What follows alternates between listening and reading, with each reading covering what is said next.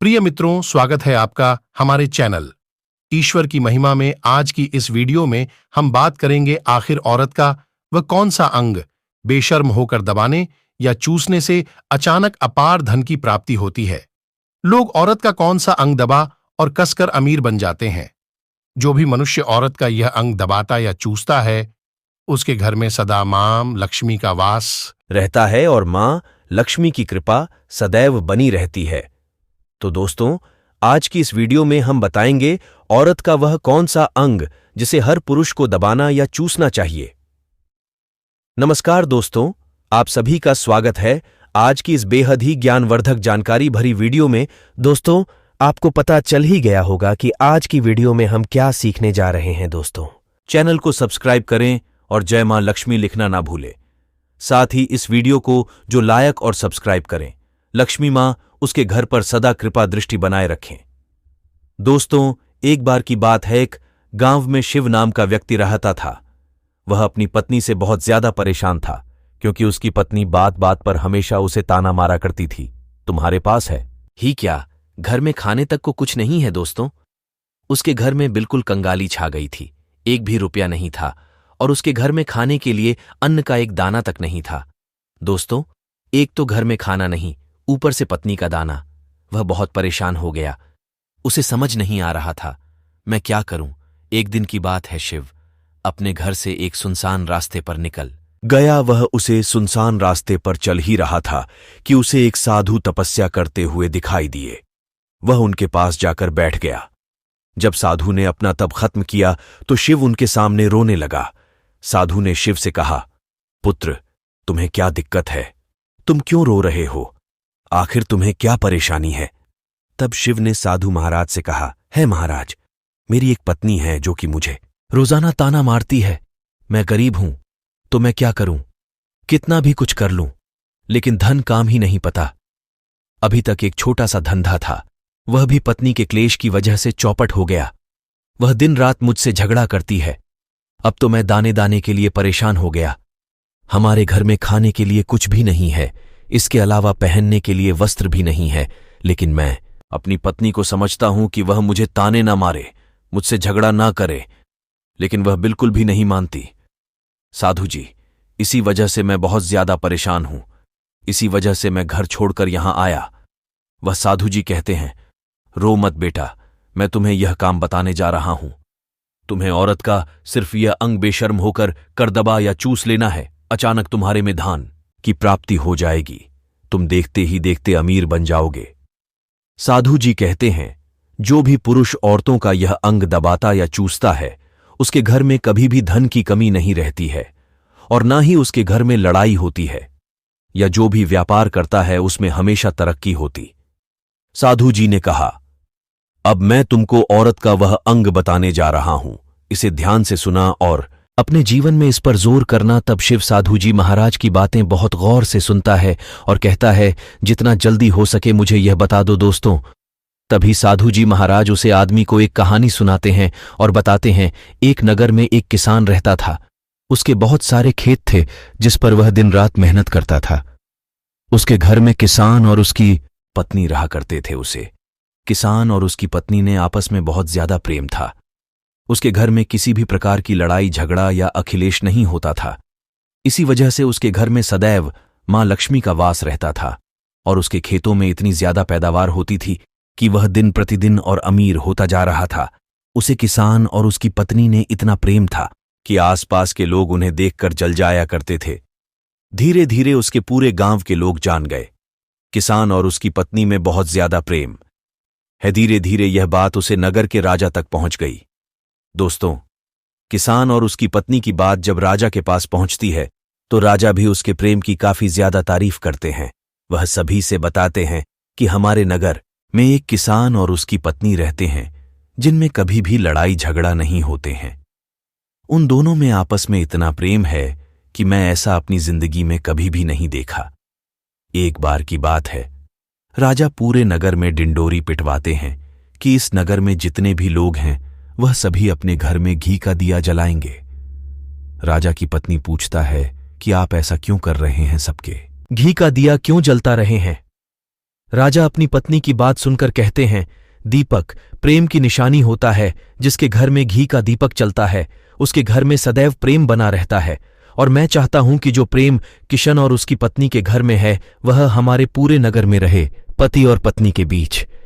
इसीलिए मैं हर घर में दीपक जलवाना चाहता हूं। दोस्तों, राजा के सैनिक जाते हैं और हर जगह नगर में ढूंढी पीठ देते हैं और कहते हैं सभी के घर में रात भर घी का दीपक जलाना चाहिए। दोस्तों, राजा की बात मानकर सभी नगरवासी अपने घर में दीपक जला देते हैं। लेकिन जैसे ही आधी रात होती है सभी के घर के दीपक भूल जाते हैं। लेकिन किसके घर का दीपक वैसे ही चलता रहता है दोस्तों? दीपक हमेशा किसकी पत्नी जलती थी, लेकिन उसकी बात नहीं मानती थी। वह हमेशा अपनी मनमानी करती थी। उसका जो भी मन करता था वह वही काम करती थी।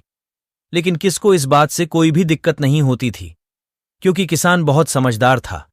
किस सोचता था, यदि मैं अपनी पत्नी को रोक टोक करूंगा तो घर में बेवजह ही लड़ाई झगड़ा होंगे। इसी वजह से कई चीजें किसान अपनी पत्नी की यह बातें अनदेखा करता था। किस इस वजह से अनदेखा करता था कि उसके घर में प्रेम बना रहे। राजा अपने महल में चढ़कर पूरे नगर का नजारा दे। उन्होंने देखा कि सारे नगर में किसी के घर में दीपक नहीं चल रहा है, लेकिन किसके घर में दीपक जल रहा है। तब राजा अपनी रानी से बोलता है कि देखो, किसान और उसकी पत्नी के घर में दीपक जगमगा रहा है। लेकिन पूरे नगर में कहीं भी दीपक नहीं चल रहा है। इसी से पता लगता है कि किसान और उसकी पत्नी में कितना प्रेम है। तब राजा की पत्नी राजा से बोलता है कि जो किसान और उसकी पत्नी में प्रेम है वह किसकी पत्नी की वजह से है, और इसी वजह से उसके घर में इतना ज्यादा प्रेम है। दोस्तों, जब राजा रानी की बात सुनता है तो कहता है, नहीं, तुम्हारा सोचना गलत है। जो प्रेम किशन के घर में है वह उसकी पत्नी की वजह से नहीं है, बल्कि वह किसकी वजह से है? रानी, यहां पर किसान बहुत ज्यादा समझदार है। आपका सोचना गलत है और यही वजह है जो कि उनके घर में कभी भी लड़ाई झगड़ा नहीं होता है।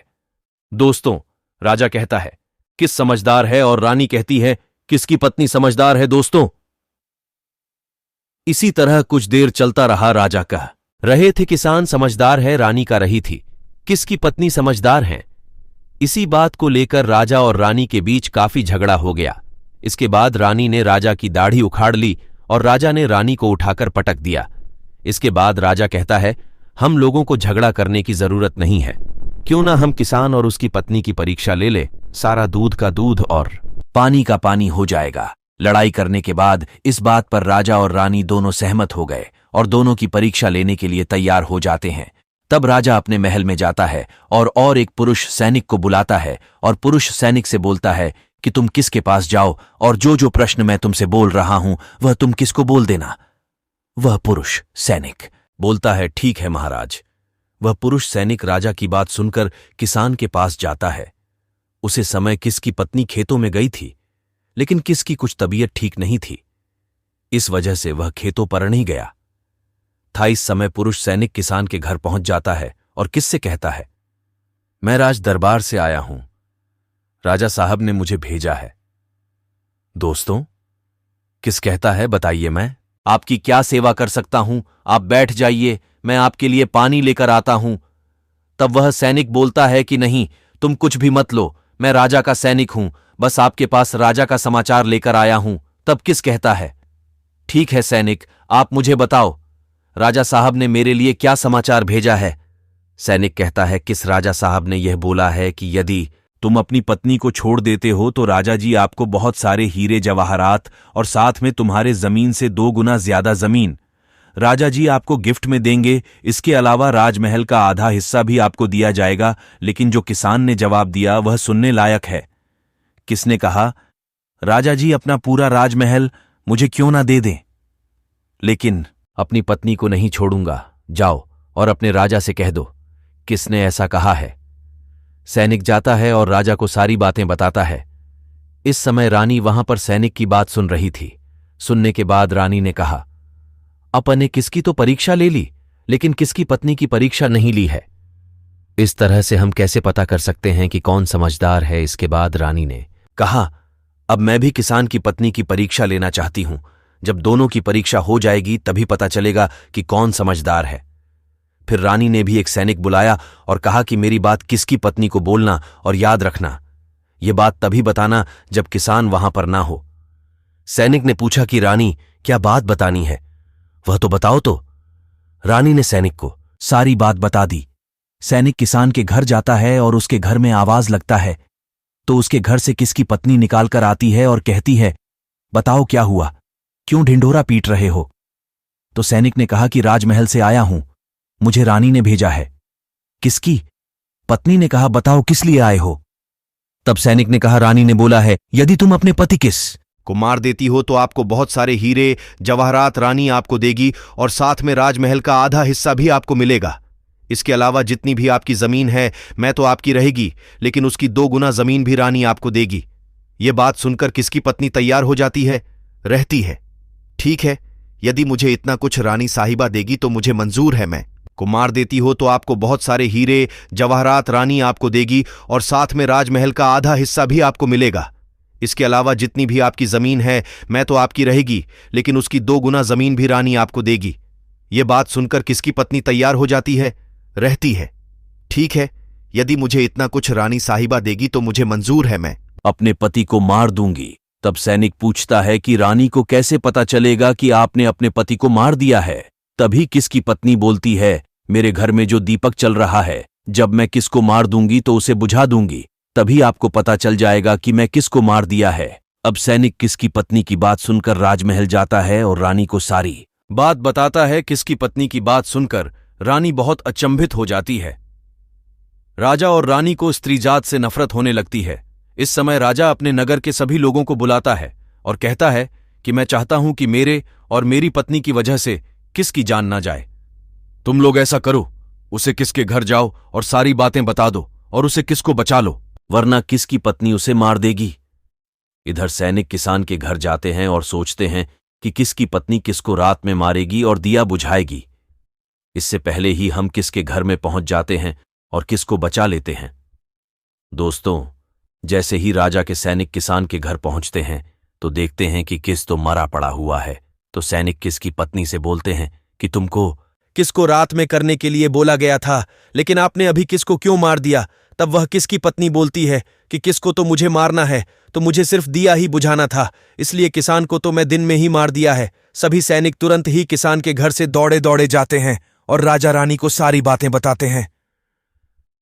राजा और रानी क्रोध से आगे बोला हो जाते हैं। इसके बाद राजा और रानी किसकी पत्नी को बंदी बनाकर लाने के लिए अपने सैनिक से कहते हैं। सैनिक जाते हैं, किसकी पत्नी को बंदी बनाकर ले आते हैं। राजा किसकी पत्नी से पूछता है, ऐसा तुमने क्यों किया? तुम लालची औरत हो, तुम्हें पैसों से प्यार है। तभी किसकी पत्नी ने जवाब दिया और बताया कि मुझे तो किसको पहले ही मारना था, वह तो मैं कोई बहाना ढूंढ रही थी, क्योंकि किसान की आदत बहुत खराब थी, वह मेरे साथ बहुत खराब व्यवहार किया करता था। तो राजा ने कहा, ऐसा क्या करता था? किस तो किसकी पत्नी ने जवाब दिया, वह मेरे नाक का ऊपरी हिस्सा अपनी उंगली से हमेशा दबाए करते थे। इसके अलावा किस एक काम और मेरे साथ करता था, वह किस मेरे कान का पिछला हिस्सा अक्सर अपनी जीभ से स्पर्श किया करता था। राजा ने पूछा, ये बताओ, जब आप लोग गरीब थे तब क्या किस आपके साथ यह काम करता था? तो किसकी पत्नी बोलती है, नहीं महाराज, तब ऐसा नहीं करता था। तब राजा ने कहा, मैं समझ गया कि किस ऐसा क्यों करता था। उसी समय साधु जी ने शिव से पूछा, तुम्हें कुछ समझ में आया औरत का कौन सा अंग दबाने तथा चूसने से लोगों को अचानक धन की प्राप्ति होती है? तो शिव ने कहा है, साधु जी, मुझे अभी समझ में नहीं आया। तभी साधु जी कहते हैं, अगर अभी समझ नहीं आया तो मैं फिर से आपको बताता हूं। किसान अपनी पत्नी के साथ पहला काम करता था, वह उसके नाक के ऊपरी हिस्से को अपने उंगली से दबाता था। तो जिस भी मनुष्य के घर में पैसों की गलत है, उसे अपनी उंगली से औरत के नाक के ऊपरी हिस्से को जरूर दबाना चाहिए। दोस्तों, औरत के नाक के ऊपरी हिस्से को बहुत शुभ माना जाता है। इसी वजह से जो यह काम करता है वह हमेशा धनवान पुरुष बन जाता है। दूसरा काम है, जो भी पुरुष औरत के कान का पिछला हिस्सा अपने जब से स्पर्श करता है, उसके किस्मत के द्वार खुल जाते हैं, उसे अचानक धन की प्राप्ति होती है। ऐसा इसलिए होता है क्योंकि औरत के कान के पिछले हिस्से में माता लक्ष्मी का वास होता है। जब आप ऐसा करते हैं तो माता लक्ष्मी आपसे प्रसन्न हो जाती है और आपको अपार धन देता है। और आपने एक बात तो जरूर सुनी होगी, औरतें माता लक्ष्मी का रूप मानी जाती हैं। इसी वजह है इस संसार में जो भी मनुष्य ये दो पवित्र काम करता है उसका घर धन से भर जाता है, जो कि इस कहानी में किस भी अपनी पत्नी के साथ करता था। लेकिन आप जब भी ऐसा काम करें तब आपको अपनी पत्नी को पूरी बात बता देनी चाहिए, अन्यथा आपके जीवन में इसी तरह अनर्थ भी हो सकता है। दोस्तों, आज का ज्ञानवर्धक वीडियो कैसा लगा कमेंट करके जरूर बताएं और हमारे चैनल ईश्वर की महिमा को सब्सक्राइब करें।